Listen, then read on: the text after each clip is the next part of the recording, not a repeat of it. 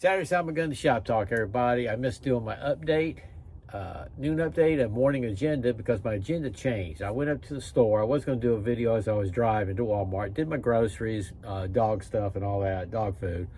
And then I got back here. I knew what I was going to do, and I changed my mind because of the weather. I thought on my list of house repairs, and this was a minor one. It took me 3 hours, no big deal, but it's done. Was redo the plumbing, the waste lines, supply lines, and put in a new faucet while I was at it in the kitchen. So I knocked that out. The good news is because I did plumbing, electrical, construction, carpentry. That's what I do for a living. And the bad news is that's what I do for a living, so I got to do it. You know what I mean? I'm blessed. That's why we wanted me to retire before my wife, do all this stuff while I'm healthy. I can do it because I don't want to be paying somebody to do something that I do. The big one's going to be here in another week or two. I got all the stuff. I'm just waiting on the weather. I'm going to start underneath the house, just do this kind of number. I'm going to be jacking up with bottle jacks, supporting the brace, beams. Yeah, that's what I'm going to be doing. Then I'll be tearing out the floor. Anyway, there's a lot of work to do in the house, and I'm just so happy I'm able to do it now while I'm healthy-wise. Okay, another good thing happened today. This is good news. It was a good day. My Dremel tool, I wish I thought about doing that on my last one. My last one was pretty old, though. But this one, remember, it quit running on me. So last night, and I'll be darned, I had 15 minutes to order it on Amazon. They happened to have the spring and bushings for this tool right here. So I ordered it, and I'll be darned, I just got it. I took the bushings off the springs, took them out, the old ones, and sure enough, they were worn. And then I put the new ones in, and it just runs like brand new. I blew out, got everything clean, and it's ready to go. So that's neat to know. They cost me $10 instead of $80. I got the 4000, the Dremel 4000 with the attachment. And it was just breaking my heart that I had to buy another one. And I did some reading on it, and it's this is a good tool. It has a overheating sensor, so it will shut down, and then the bushings will be a problem when it gets hot. But it's neat to know I can buy those, And anyway, I was happy with that. I got some, my Carter slab came in today. I need another set of slabs because what I got, I decided I ended the Grunt series. I kind of took that with Chrisville, USA has really helped me through this entire thing. He kind of did he stuck in the G1, the G, and then he just called this the Grunt Series 1. It's really helped me through the whole thing. So I thought what I'd do, he said I had to go to a baker's dozen. So that's 13. I did. I quit it. So that's the Grunt series is done. I'm going to show it probably tomorrow or Monday, an overhead shot of the Grunt series knives, the 13 of them. So now I'm going to I'm going to keep going because I got to keep practicing. I got to keep making these sheaths. I got to keep getting better at scales, doing that. So this next series, I'm going to call it the Scout series.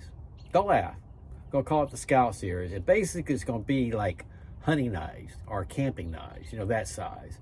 Because on down the road, I'll get into this might even start the survival knives. These are going to be, a little bit bigger, not necessarily. I got two blanks here. One's, it's a nice size. I'm going to put jipping on the top, and on the end, I'll get to that in a second. I'm going to expose the back end where the lanyard hole is. And the other one's a smaller size, like for hunting, yay big, and it has a little hand guard on it. I've never ordered a blank with the hand guard on it, and it looks pretty solid. It's welded in there. Yep, it's welded in there pretty good. It's not moving.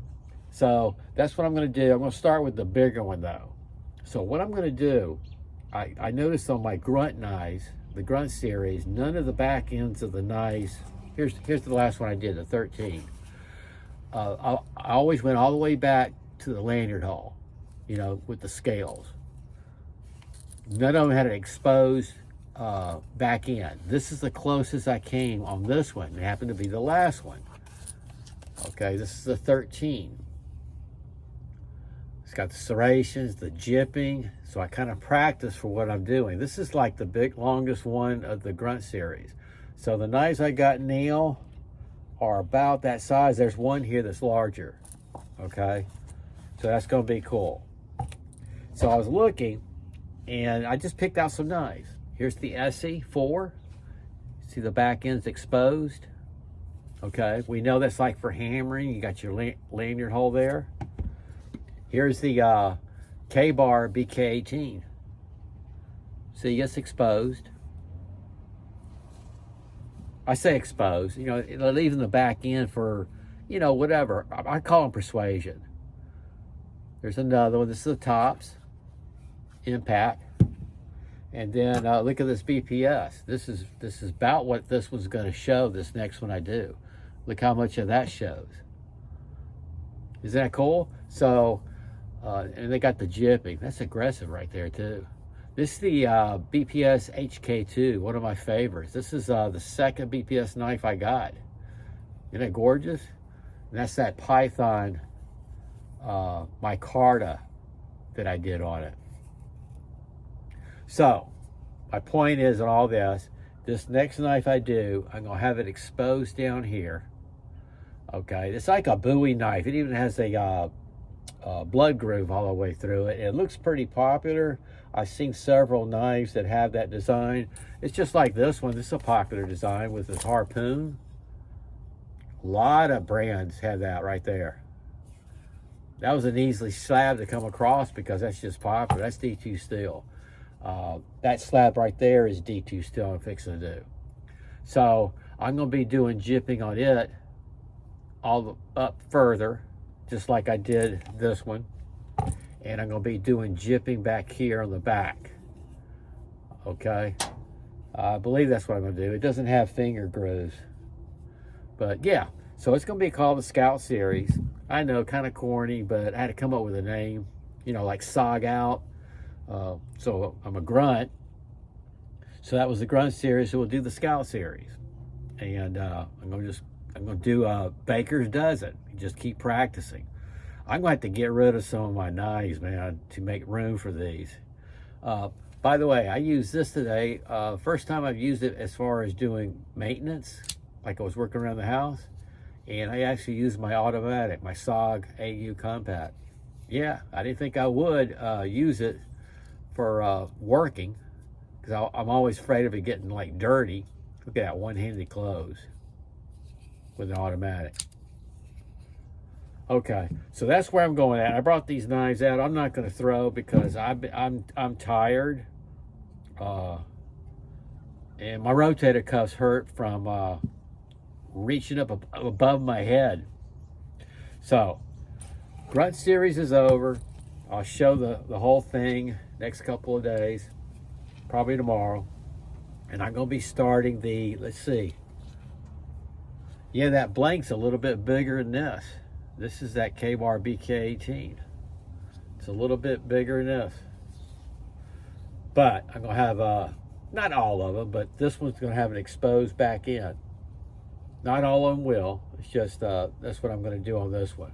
They're going to be camping knives, hiking knives, hunting knives, you know, that kind of bit. And that'll be the Scout Series. So it'll be like Scout Series 1. S1, I guess. Anyway, I'm getting kind of silly here. I hope everybody's had a great day. It's Saturday, Salmagundi. Y'all take care. Sog out.